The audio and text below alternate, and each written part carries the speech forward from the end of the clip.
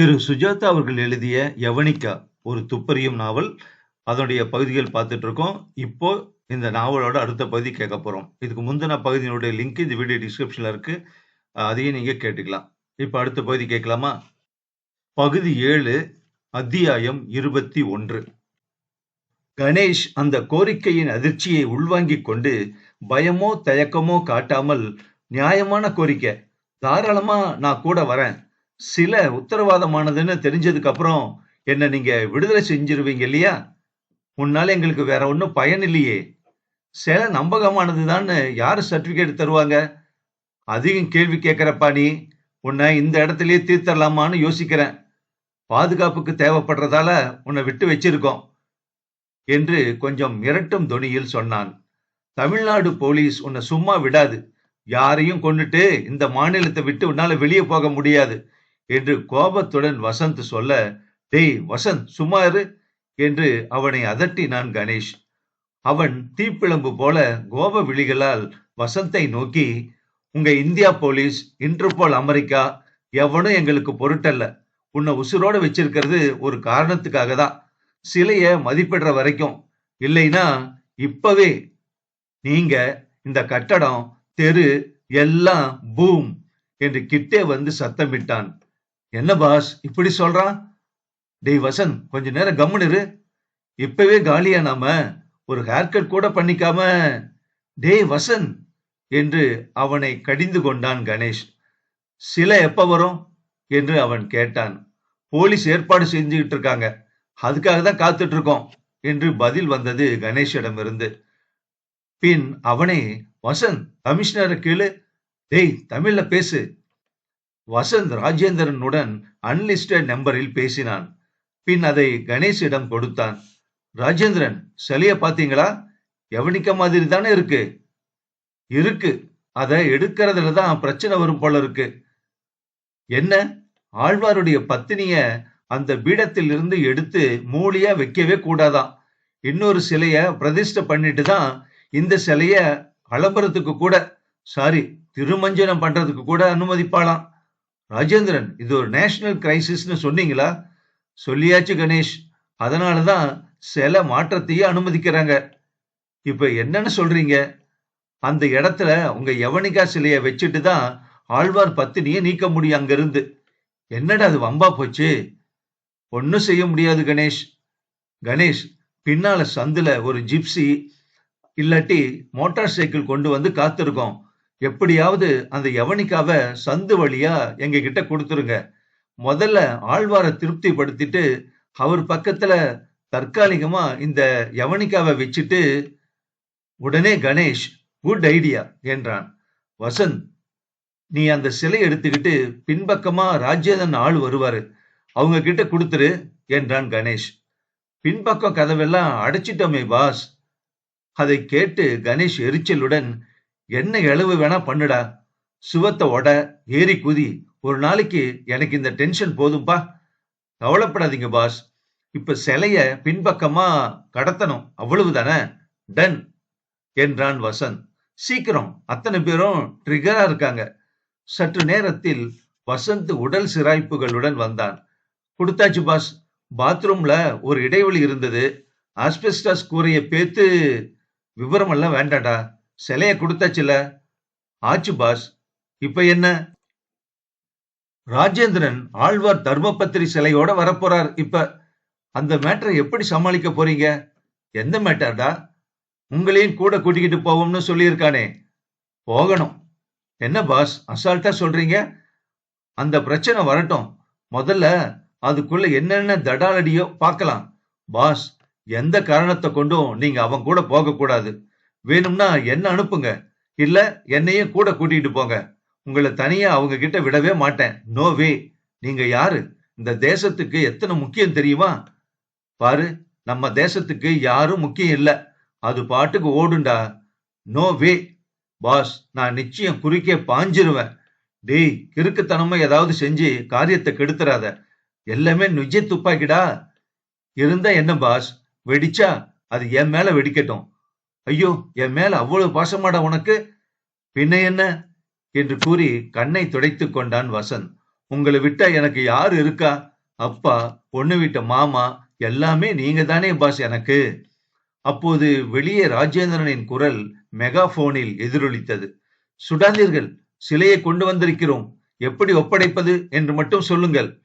இப்போது இந்த இடத்தில் ஒரு வினோதமான இரைச்சலான ரிமோட் உரையாடல் நிகழ்ந்தது. ஒருவன் மட்டும் முன்னால் வரவும், கைகளை பின்னால் வைத்துக் கொள்ளவும், ஆயுதத்தை கீழே போடவும், மேல் சட்டையை கழற்றவும், சிலையை காட்டவும்.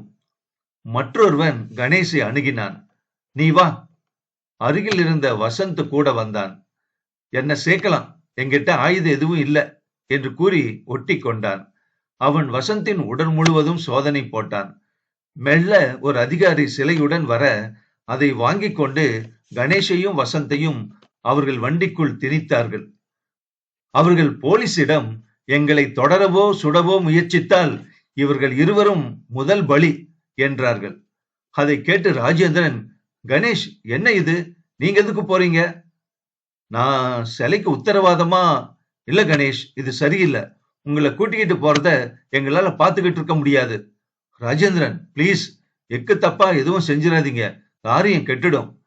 கணேஷ், அதிரடிப்பட வர்ற வரைக்கும் கொஞ்சம் தாமதம் பண்ணுங்க. அதிரடிப்படையை விட தந்திரத்தால இவங்களை வெல்லணும்னு தோணுது ராஜேந்திரன். இல்ல கணேஷ், இது ரொம்ப ரிஸ்க். பேசிக்கிட்டே இருக்காத, வண்டிக்குள் ஏறு என்று இருவரையும் கொஞ்சம் மிரட்டினான் அவன். எங்க கூட்டிக்கிட்டு போறீங்க? எனக்கு தெரியணும்.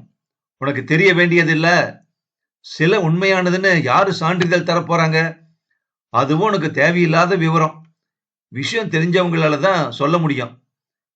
விஷயம் தெரிஞ்சவர் தான் யாரு? உனக்கு எதுக்கு அந்த விவரம் எல்லாம்? என்னை எங்க கூட்டிட்டு போறீங்க? இந்தியாவுக்குள்ளேயா வெளியவா? அபத்தமான கேள்வி. இதற்கு மேல் தாமதிக்க முடியவில்லை. கொட்டு வாயில் இருக்கும்போது கமாண்டோ படையினர் வந்தார்கள். ராஜேந்திரன், அவங்கள சுட வேண்டான்னு சொல்லுங்க என்று கணேஷ் பதறினான். அவர்கள் வருவதை இவர்கள் உடனே கவனித்து இந்த வண்டியில் தயார் நிலையில் வைத்திருந்த பஷூக்காவை இயக்க எதிரே ஒரு சிறிய பூகம்பம் வெடித்து புழுதி படர்ந்தது. அதன் இடையில் குழப்பமாக ஆணைகள் உலவின. முட்டாள்களா, அறிவில்லாதவர்களா, எங்கள் சக்தி தெரியவில்லையா என்று கோபப்பட்டார்கள். மற்றொரு வெடி ஒரு ஜிப்சியை வானத்தில் கண்ணா பின்னாவென்று ஆடி தள்ளுபடி போர்டு வரை அனுப்பியது. கணேஷ் பதறினான். Rajendran, it's no use, no use, stop everything என்று கத்தினான் கணேஷ். இறுதியில் அந்த இடத்தில் மௌனம் நிலவ கணேஷ், வசந்த் இருவரும் போலி யவனிகாவுடன் அந்த வேனில் புறப்பட்டனர். மூளை திரும்பியதும் அந்த மஞ்சள் காரை பார்த்தார்கள். ஓ காட், இது வேறையா? கணேஷ், கணேஷ், எங்க போறீங்க என்ற குரல் ஜன்னலில் சன்னமாக கேட்டது. தேஜோமயி, தேஜு, முதல் இந்த இடத்தை விட்டு போயிடு, குயிக். தேஜோமயி சந்தர்ப்ப சூழ்நிலையை கவனிக்காமல் சுற்றிலும் பார்க்காமல், வசந்த், மறுபடியும் ஷூட்டிங் ஸ்டார்ட் ஆயிடுச்சு, பிரேக் விட்டிருந்தாங்க, உங்களை பார்த்துட்டு போகலாம்னு தான் வந்தேன், கிட்டத்தட்ட ஷூட்டிங் என்று ஆரம்பித்தாள் அவள். குட் நியூஸ், ஷூட்டிங் ஆரம்பிச்சிருச்சு என்றான் வசந்த். அந்த பெண் காரை விட்டு இறங்கினாள். லட்கே கவுன் என்றான் ஒருவன். ஐயோ, பார்த்துட்டான்டா, ஷூட்டிங் போல்தி ஹை, குச் பிலிம் ஸ்டார் ஷா லக்தி, இவளையும் வளைச்சு போடு, பணம் கேட்கலாம் என்று ஒருவன் சொல்ல, போச் என்று புலம்பினான் கணேஷ். அவன் அப்படி சொன்னதும் அந்த பெண் மூர்க்கத்தனமாக வேனுக்குள் இழுக்கப்பட்டாள். ஏய், வெயிட் எ மினிட். வெள்ளி எதிர்ப்புகள் பலிக்காமல் போக வேனுக்குள் இழுக்கப்பட்டு வசந்த் கணேஷ் இருவர் இடையில் திணிக்கப்பட்டாள் அவள். ஐயோ, இவங்கெல்லாம் யாரு என்று பயப்பட்டாள். உடனே அழ ஆரம்பித்தாள். இப்ப அழுதா என்ன பையன்? ஒண்ணு இல்ல என்றான் வசந்த். ஏன் முகம் ஒரு மாதிரி மாறி போச்சு? மேக்கப்பா? உஸ் என்று அதட்டினான் ஒரு துஷ்டன். அவனுடன் இருந்த உபதுஷ்டன் வர்ணமார் காவோகி என்று துப்பாக்கியால் ஓங்கினான். அவள் இன்னும் அழத் துவங்க, வசந்த், பாரு, நாம இப்போ எதுவும் செய்யறதுக்கு இல்ல என்று சொன்னான். எங்க கூட்டிட்டு போறாங்க? அவங்க எல்லாம் ஷாட் ரெடி பண்ணி வெயிட் பண்ணிக்கிட்டு இருப்பாங்களே, பக்கத்துல தான் ஷூட்டிங், டிராப் பண்ணிடுங்க. என்ன, நீ ஷூட்டிங்க்கு தேவையா? ஆமா, ஃபைட் சீன் எல்லாம் கேன்சல். இப்ப எங்களை ஹாஸ்டேஜ்னா தெரியுமா, பிணை கைதிகளா கூட்டிட்டு போறாங்க. முட்டாள்தனமா நீயே வந்து மாட்டணும் இப்போ என்று வசந்த் கோபப்பட்டான். எங்க எங்க கூட்டிட்டு போறாங்க? Where are you taking us mister என்று அவர்களை பார்த்து கேட்டாள் அவள். அவன் உபர் என்றான். ஒரு பெரிய 10 மாடி கட்டடத்தை வண்டி சுற்றி வந்து நின்றது. பாஸ், இந்த பொண்ணு வந்து... டேய் வசந்த், சும்மா வா என்று கணேஷ் சொன்னான். அத்தியாயம் 22. அண்ணா சாலையை ஒட்டி பீட்டர்ஸ் ரோடில் புதிதாக கிளம்பிய பலமாடி அலுவலக கட்டடங்களில் ஒன்றில் அந்த வேன் நின்றிருந்தது. உள்ளே உட்கார்ந்திருந்தவர்கள் அனைவரும் சலனமற்று பார்த்து கொண்டிருக்க, வேடிக்கை பார்க்க எட்டி பார்த்த சிறுவன் AK-47 அசால்ட் ரைபிளை காட்டி, நிஜ துப்பாக்கிங்களா என்று கேட்டான். போடா வேலையை பார்த்துக்கிட்டு என்று வசந்த் அவனை அதட்டினான். கணேஷ் அவர்களில் தலைவன் போல இருந்தவனிடம் இப்ப என்ன என்று கேட்டான். வா, இவனும் பொண்ணு வரட்டும், தப்பிக்க முயலாத, சுட்டுடுவோம். தப்பிக்கிற உத்தேசம் எதுவும் இல்ல என்று பதில் சொன்னான் கணேஷ். வசந்த் அதை ஆமோதித்தான். அவன் கண்கள் சுற்றிலும் அலைந்தன, எங்காவது போலீஸ்காரர்கள் தென்படுகிறார்களா என்று. ஆனால் யாரையும் காணவில்லை. சீக்கிரமே ஏதாவது செய்தாக வேண்டுமே. கொஞ்சம் மனதுக்குள் பதற்றம். அபத்தமாக இருந்தது. லிப்டில் சிலர் கணேஷை அடையாளம் கண்டுகொண்டு சிரித்தார்கள். அவர்கள் பார்வையில் வித்தியாசமான அர்த்தம் இருந்தாலும் அதை கவனிக்க கணேஷுக்கு அக்கறை இல்லை என்றே சொல்லலாம். Ganesh, are you alright? ஏன் ஒரு மாதிரி இருக்கீங்க என்றார் கணேஷை தெரிந்த ஒருவர். பின்னால் 3 பேர், அவர்களுடன் சம்பந்தமே இல்லாத முக ஜாடையுடன், அழுக்கு உடை முரடர்கள் லிப்டில் இருப்பவர்களை ஜாவ் ஜாவ் என்று அதட்டி தள்ளி காலி பண்ணிவிட்டார்கள். அவர்கள் 8வது மாடி பட்டனை ஒருவன் அழுத்தினான். மற்றவர் வேனில் இருக்க இவர்களுடன் 3 பேர் வந்தார்கள். சிலையை சீனியர் வைத்திருந்தான். மௌனமாகவே வந்தார்கள். அந்த இடத்துக்கு அடிக்கடி வந்திருப்பவர்கள் போல தெரிந்தது. ஒரு ரிவால்வர் கைத்துப்பாக்கியை அவ்வப்போது கணேஷின் முதுகில் அழுத்தினார்கள். எங்க கொண்டுட்டு போறாங்க என்று கேட்டாள் அந்த பெண். என்று அதட்டினான் ஒருத்தன். நடுக்கத்தில் இன்னமும் கண்ணீர் விட்டு கொண்டிருந்தாள் தேஜு. 8வது மாடியில் ஒரு மிக நவீன அலுவலகத்திற்குள் சென்றார்கள். மூளையில் இருந்த மேஜை அருகில் இவர்களுக்காக காத்திருந்தவருக்கு 40 வயது இருக்கும். இவர்தான் சர்டிபிகேட் கொடுக்க போறாரா? இவர் எங்கேயோ பார்த்திருக்கனே என்று கணேஷ் நினைத்தான். அசப்பில் மெகா சீரியல் அப்பா போல இருந்தார். அத்தனை சாதுவான ஒருவரையும் இந்த முரடர்களையும் பொருத்தி பார்க்கவே முடியவில்லை. ஒரு பெரிய டார்ச்சர் பார்ட்டியை எதிர்பார்த்தார்கள். வாங்க மிஸ்டர் கணேஷ், உங்களை பத்தி கேள்விப்பட்டிருக்கேன். உங்களுக்கு இத்தனை அசௌகரியம் கொடுக்கறதுக்கு மன்னிக்கணும். நீங்க தான் சர்டிபிகேட் கொடுக்க போறீங்களா? நான் இல்லப்பா, என்னவோ பிசினஸ் நடக்குது. ஆபீஸ்ல பல நாட்கள் ஒண்டியா விட்டுட்டு போயிடுறானுங்க. இவங்க வியாபாரம் என்னன்னு சொல்ல முடியுமா கணேஷ்? பால் மாதிரி வெளுப்பா பவுடர் விற்கிறானுங்க. கணேஷ் கவனிக்கவில்லை. அவனுக்கு உள்ளம் பதறியது. காட்டப்பட்டது ஆழ்வார் பத்தினியின் சிலை. யவனிகா போல தோற்றம் உள்ளது.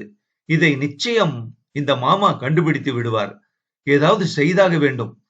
அவர்கள் துப்பாக்கி முனைகள் வெடிக்க தயாராக இருந்தன. பையில் வைத்திருந்த சிலையை எடுத்து திருப்பி திருப்பி பார்த்தார். இதுதான் ஒரிஜினல்ங்கிறீங்களா? ஆமா, பின்ன உங்களுக்கு இதுல விஷயம் தெரியுமா என்றான் கணேஷ். அவனுக்கு சந்தேகமாக இருந்தது. அவன் இல்ல, எக்ஸ்பர்ட். இவன் ஏதோ ஒரு அலுவலகத்தின் மேனேஜர். இவன் மூலம் ஏதோ நடக்கப் போகிறது. என்ன என்பது விந்தையாக இருந்தது. தெரிஞ்சுக்கலாம். மெகா சீரியல் மேஜை மேல் சிலையை வைத்தார். மேஜையின் இழுப்பறையில் இருந்து எதையோ எடுத்தார். வசந்த், என்னடா அது? Simple pass, digital camera. சிலையை இப்போது பார்க்கையில் மோசமான பிரதியாகத்தான் தோன்றியது. எங்க யவனிகா? எங்க இந்த சிலை? இதை போய் கொடுக்க சொன்னனே, முட்டாள் என்ற கணேஷ் பதற்றம் அடைந்தான். உங்க பேர் என்ன சார்? பேரு முக்கியம் இல்ல, ராஜுன்னு உங்க சௌகரியத்துக்கு கூப்பிடுங்க. நான் இந்த ஆபீஸ்ல எடுபடி கேர்டேக்கர் மாதிரி. பாதி என்ன அளவு பேசுறான்னே தெரியாது. எனக்கு சம்பளம் 3 மாசம் சேர்த்து வரும். பல நாள் ஒண்டியா உட்கார்ந்து இருப்பேன். போன் கால் வரும். ராஜு சார், நீங்க சர்டிபிகேட் கொடுத்துட்டா இந்த நாடு பெரிய அளவுல பயனடையும். இந்த நாட்டோட சொத்து வெளியே போகாம காப்பாத்த முடியும். எப்படி? எனக்கு புரியலையே. நான் யாரு? வெறும் பூச்சி. பேசாத, வேலையை பார் என்று அந்த முரடன் அதட்டினான். ஆமா, என்ன அதற்றா என்று அவன் சலித்துக் கொண்டான். வசந்த் ஏறக்குறைய முணுமுணுப்பாக, ராஜு, எப்படியாவது தேசத்தோட கௌரவத்தை காப்பாத்துங்க என்று சொன்னான். என்ன சொல்றீங்க என்று அந்த சிலையை அவர் ஒரு துணியால் துடைத்தார். இதுக்கு நீங்க தானே சர்டிபிகேட் கொடுக்க போறீங்க. நானா? ஐயோ, நான் இல்ல. நான் வெறும் தபால் ஆபீஸ். வர்ற மெயில் எல்லாம் பட்டுவாடா பண்ணணும். இவனுங்களுக்கு ஊத்தி கொடுக்க புடி குட்டி. அது ஏன் கேக்குற? ஆமா, யாரு அவங்க? உங்களுக்கு தெரியாதா? தெரியாதே. அதுதான் பிரச்சனை. என்னவோ எக்ஸ்போர்ட் ஹவுஸ்னு சொல்லி வச்சிருக்கான். என்ன எக்ஸ்போர்ட்னு இதுவரை எனக்கு தெரியாது. கேட்டா டென்மார்க்ல இருந்து பால்ங்கிறான். ஒரு நாள் ராஜஸ்தான்ங்கிறான். சிலை என்ன பண்ண போறீங்க? இது அமெரிக்காவில இருந்து வரணும். போச்சுரா. இது அங்க அனுப்பி காத்திருக்க போறீங்களா? ஒரு விதத்துல அதான். புரியலையே.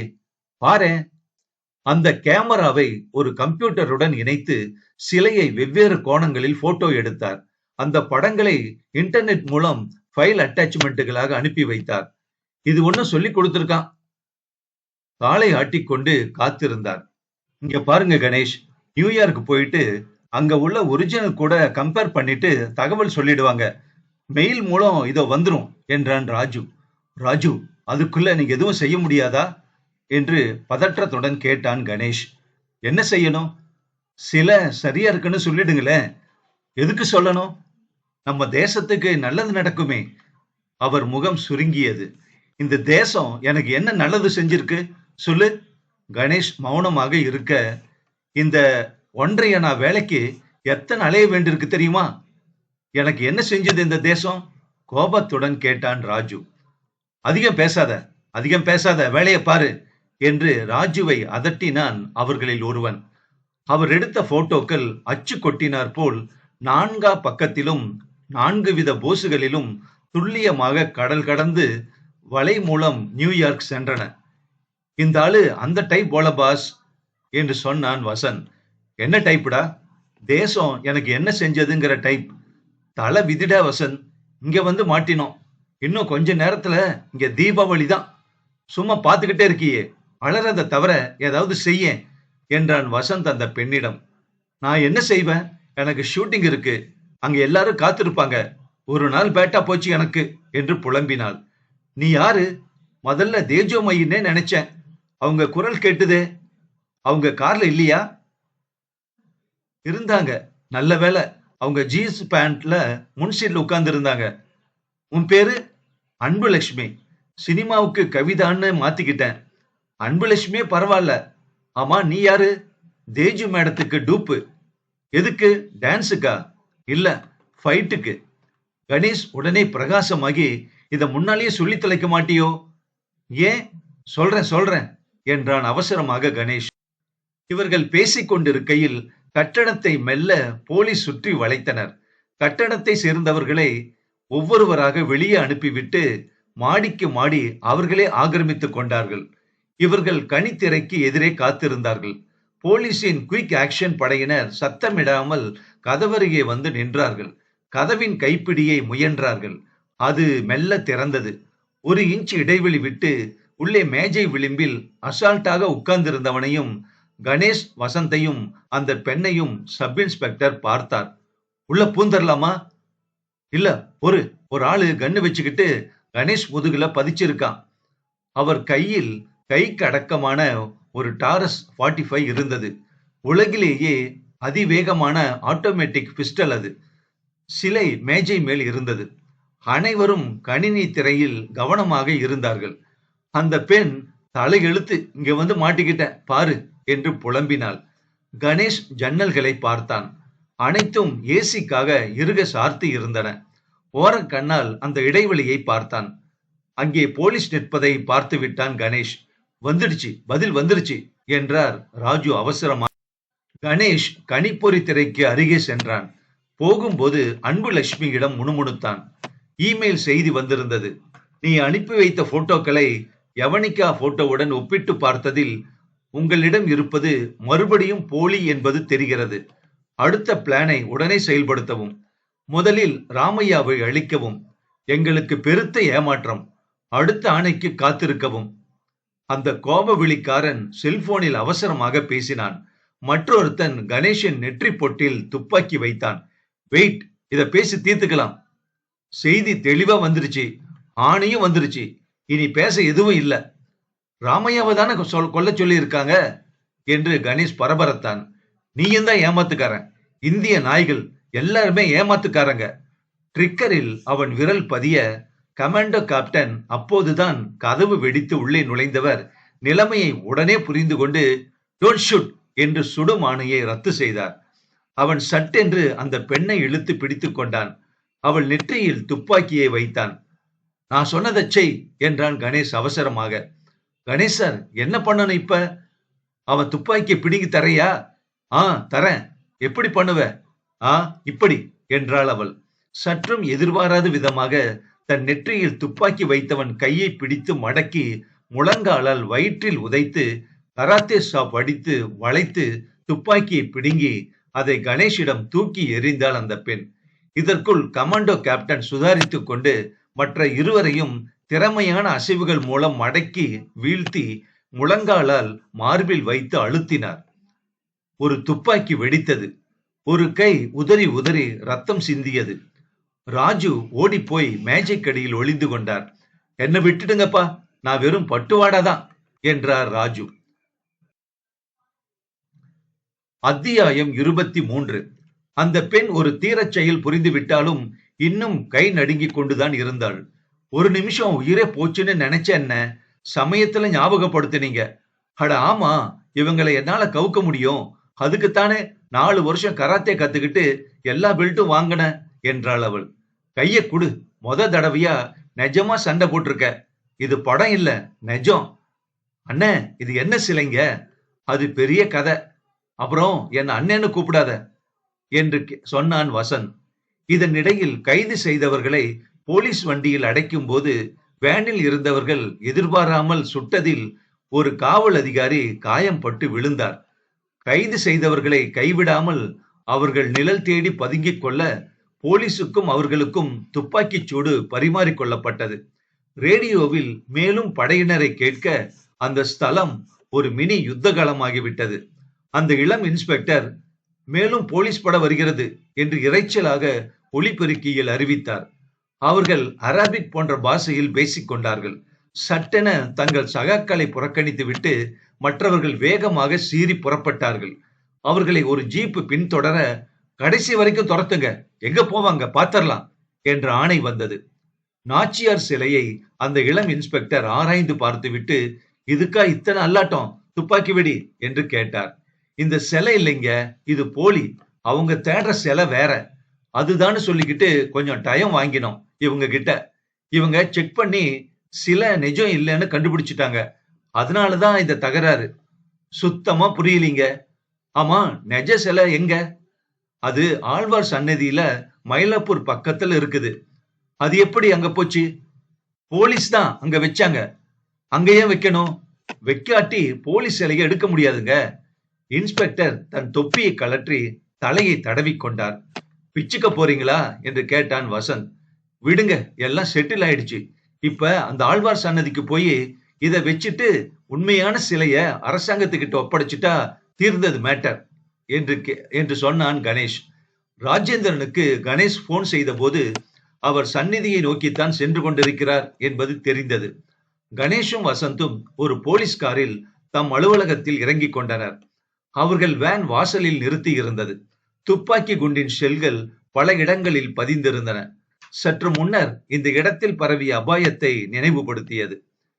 வசந்த், பெட்ரோல் இருக்கான்னு பாத்துரு. தர்மராஜனுடைய ஃபைல் பின்சீட்ல இருக்குது, அதை எடுத்துக்கிட்டு வந்துரு என்று கணேஷ் அலுவலகத்து கதவை நோக்கி நடந்தான். வசந்த் வேனை சாவி போட்டு திறக்க முயற்சித்த போது அது ஏற்கனவே திறந்திருந்தது. வசந்த் அதை பார்த்துவிட்டு உஷாராகிவிட்டான். பாஸ், திறக்க மாட்டேன். ஏண்டா? புறப்படுறப்ப பூட்டி இருந்த காரு இப்ப கதவு திறந்திருக்கு. இப்ப என்னங்கிற அதுக்கு? ஏதாவது வெடிக்கிற பொருள் வச்சிருக்கலாம் உள்ள. கொஞ்சம் ஒதுங்குங்க. டேய், நீ எதுவும் பண்ணாதரா. ஸ்ரீதரமூர்த்தியை கூப்பிடுறேன் இரு. மொபைல் போனில் கணேஷ் தன் நண்பன் ஸ்ரீதரமூர்த்தியை அழைத்தான். என்ன கணேஷ், ரொம்ப நாளாச்சு? ஸ்ரீ, ஏன் கேட்கறப்போ? சரியான ஒரு வெண்கல சில வம்பள மாட்டிக்கிட்டு சோழர் காலத்துக்கு போய் வந்தாச்சு. ஆமா, கேள்விப்பட்டேன். இப்ப எதுக்கு போன் பண்ண? எங்க வேனை யாரோ டேம்பர் பண்ணியிருக்கிற மாதிரி தெரியுது. அதை கண்டுபிடிக்கணும். பார்த்துட்டா போச்சு. வசந்த் மேல சொல்றா என்று போனை வசந்திடம் கொடுத்தான் கணேஷ். வசந்த் போனை வாங்கி விவரித்தான். கதவு திறந்திருந்ததா? ஆமா ஸ்ரீ, திறந்திருந்தது. ஸ்டீரிங் கிட்ட புதுசா கம்பி ஏதாவது தெரியுது? கதவை முழுக்க திறக்கிறதுக்கே தயக்கமா இருக்கு ஸ்ரீ. கொஞ்சம் திறந்திருக்குல்ல? திறந்திருக்கு. உனக்கு கண்ணு இருக்குல்ல? ஸ்ரீ இப்படித்தான் பேசுவான். ஆனால் இந்த வெடி சமாச்சாரங்களில், எலக்ட்ரிக்கல் சாகசங்களில் விற்பனன் அவன். சர்க்கியூட் டயாகிராம், மேனுவல் ஏதும் தேவையில்லாமல் சிக்கலான ஜப்பானிய எலக்ட்ரானிக் சாதனங்களை ரிப்பேர் பண்ணி உயிர் கொடுத்து விடுவான். திறந்த பகுதியில ஏதாவது ஒயர் தெரியுதா வசந்த்? இல்ல ஸ்ரீ. புதுசா ஏதாவது ரிலே, பிராக்சிமிட்டி சுவிட்ச் எதுவும் கண்ணுல படல. அப்ப உள்ள பாரு. உட்காரலாமா சீட்டுல? இல்ல உட்காராத. அதுல ஏதாவது ட்ரிக்கர் இருக்கலாம். ஸ்டீரிங் பக்கத்துல புதுசா ஒயர் ஏதாவது தெரியுதா? பார்த்து சொல்லு. தெரியுது. இப்ப கதவு பக்கத்துலயும் ஒரு சுவிட்ச் மாதிரி தெரியுதா? அப்ப ஏன் அது வெடிக்கல? அது வெடிக்கணுமா? You are lucky Vasanth. ஒதுங்கிடு. மேல எதுவும் செய்யாத. நான் வர்ற வரைக்கும் கார் கிட்ட போகாத. கொஞ்சம் சுகரா கேட்டுப்பாரு. எதுவும் கடிகார சத்தம் கேக்குதா? டைமர் ஏதாவது இருக்கா? பாரு. சொல்ல தெரியல ஸ்ரீ. அப்ப ரிஸ்க் எடுக்காத வசந்த். நான் வர்ற வரைக்கும் காத்துரு. போலீஸ் பாம்ப் ஸ்குவாடுக்கு சொல்லிடுங்க. ஸ்ரீ அங்கே வந்து சேர்ந்தான். ஸ்ரீ போன தடவை பார்த்ததற்கு சற்று பெருத்திருந்தான். வாசனை புகையிலை மனம் கமல பல்லிலே வெற்றிலை காவி தெரிய சிரித்தான். இன்னும் இந்த பழக்கத்தை விடலையா நீ? கேட்டான் கணேஷ். எதுக்கு விடணும்? நான் பேச்சுலர். குழந்தையா குட்டியா? அப்பா அம்மாவும் கிடையாது. நானும் அப்படித்தானே ஸ்ரீ. நீ கணேசுப்பா. உனக்கு கெட்ட பழக்கம் எதுவும் தேவையில்லை. அட பாவி ஸ்ரீ, நீ மாறவே இல்ல. சரி பாரு என்று அவசரப்படுத்தினான் ஸ்ரீயை வசந்த்.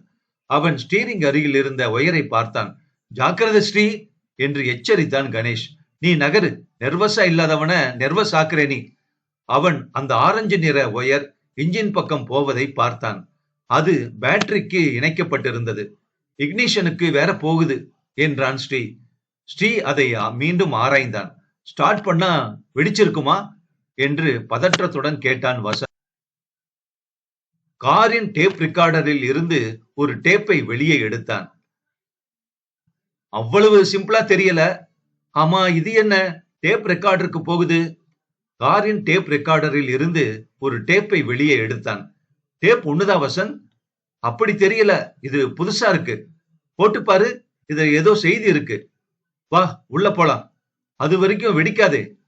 வெடிக்காதுன்னு தான் நினைக்கிறேன். அப்படி வெடிச்சா என்ன? இன்னொரு வேன் வாங்கிக்க. மகேந்திரா ஒண்ணு புதுசா கொண்டு வந்திருக்கான், முழங்கால் இடிக்காம. அத வாங்கிக்க. என்ன விளையாடுறிய ஸ்ரீ? நாங்க என்ன நோட் அடிக்கிறோமா? என்னப்பா, சிட்டிலேயே பெரிய லாயருங்க. முதல்ல இந்த வேனை சுத்தி யாரும் அண்டாம ஒரு அட்டையில எலும்பு கூட எழுதி கொண்டு வா. கயிறு, மஞ்சள் டேப் ஏதாவது சுத்தி வர கட்டு என்று வசந்தை அவசரப்படுத்தினான் ஸ்ரீ. அலுவலகத்து டேப் ரெக்கார்டரில் அந்த டேப்பை போட்டு பார்த்தபோது தடுமாறும் ஆங்கிலத்தில் அந்த டேப் பேசியது. என்ஜினை அணைத்து வெளியே வரும்போதே நீ சுக்கு நூறாக வெடிப்பாய். எவ்விதத்திலும் எங்களை ஏமாற்றிவிட்டு உங்களால் தப்ப முடியாது. Good bye. நல்ல வேலை என்று பெருமூச்சு விட்டான் வசந்த். புரிஞ்சு போச்சு என்றான் ஸ்ரீ. காருக்குள்ள போய் என்ஜினை ஸ்டார்ட் பண்ணா ஆக்டிவேட் ஆகும். அப்புறம் என்ஜினை அணைக்கிற போது பூம். வசந்த், தப்பிச்சடா நீ. நல்ல வேலை ஆக்டிவேட் ஆகல. ஒரு கட்டர் கொண்டு வா. என்னது? கட்டர்னா தெரியாது, கட்டிங் பிளேயர். ஸ்ரீ வேண்டாம், ரிஸ்க்டா. பாம்ப் ஸ்குவாட் வரட்டும், அவங்க வண்டிய மைதானத்துக்கு வெளியே கொண்டு போயிடுவாங்க. அதெல்லாம் தேவையில்லை, நீ கட்டர் கொண்டு வாயே. கணேஷ், நீ சொல்லு, என் திறமையில நம்பிக்கை இருக்கா இல்லையா உனக்கு? வெட்டட்டுமா வேண்டாமா? ஜமாய் ராஜா என்றான் கணேஷ். ஆமா, நீங்க சொல்லுவீங்க. 2 பேரும் பேச்சுலர் என்றான் வசந்த். நீ மட்டும் என்னவா என்று கேட்டான் ஸ்ரீ. கல்யாணம் பண்ணிக்க போற பேச்சுலர். டேய், வெடிச்சிட போதுரா. எல்லோரும் கூண்டோட கைலாசம். அப்புறம் 6லயும் சாவு, 100லயும் சாவு என்றான் ஸ்ரீ. அந்த தத்துவம் மத்தவங்களுக்குடா ஸ்ரீ. ஏண்டா இந்த பிடிவாதம் உனக்கு? பாரு, இதுல இருக்கிற த்ரில் உலகத்துல பெண்கள் கிட்ட கூட கிடையாது. அவன் சுவரில் மாட்டியிருந்த டூல் பாக்ஸில் இருந்து ஒரு கட்டரை எடுத்துக்கொண்டு காரின் அருகே சென்றான். கட்டிங் பிளேயரின் வாயை அகலமாக்கினான். அந்த வெடிமருந்துடன் இணைத்திருந்த கம்பியை வெற்றாம் அவனே என்று கூறிக்கொண்டே வெட்டினான் ஸ்ரீ. கட்டக் என்ற சத்தத்துடன். வசந்த் காதை பொத்திக் கொண்டான். அவ்வளவுதான் ஆச்சு என்றான் ஸ்ரீ. நான் உயிரோடு இருக்கனா? என்று ஆச்சரியப்பட்டான் வசந்த். அவன் வெடிமருந்தை விரலில் எடுத்து முகர்ந்து பார்த்து, ஆர்டிஎக்ஸ், இந்த குவாண்டிட்டி வெடிச்சிருந்தா தம்பு செட்டி சந்தே காலி. டேய் மகா, தைரியம்டா உனக்கு, பைத்தியம் மாதிரி பேசாத. அது எப்படி வெடிச்சிருக்கும்? ஒரு 3-வே சுவிட்ச் வச்சிருக்கான். Simple mechanism. ஆன் பண்ணி ஆஃப் பண்ணாதான் வெடிக்கும். ஆன் பண்ணவே இல்லையே வேலை செய்யறதுக்கு. ஸ்ரீயை வியப்பாக பார்த்தான். உனக்கு பயமே இல்லையாடா கேட்டான் கணேஷ். இதுல உள்ள த்ரில் எதுலயும் கிடையாது என்றான் ஸ்ரீ. அப்போது கணேஷின் செல்போன் ஒலித்தது. கணேஷ், கணேஷ், உடனே வா, ராஜராமையா பேசுறேன், பெரிய ஆபத்து, என்னை காப்பாத்து. எங்கிருந்து பேசுறீங்க ராமையா? காருக்குள்ள இருந்து என்ற பதில் வந்தது ராஜா ராமையாவிடமிருந்து. இந்த நாவல் அடுத்த பகுதியில் தொடரும்.